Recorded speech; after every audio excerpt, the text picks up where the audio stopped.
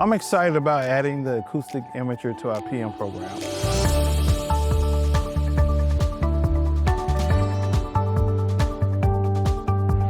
So what I would expect to see from the acoustic imager as we're walking around the facility is not just how easy it is to use, right, but how easy it is to capture the images, make the notes, get that to a person in the future who can actually go handle the situation, understand, oh, somewhere in here is where this actual problem is.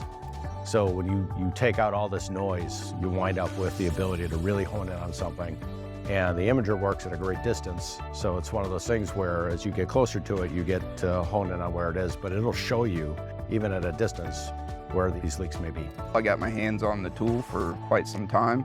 It's very intuitive, easy to use. The graphic user interface is easy, simple as holding it up, scanning, looking for hot spots.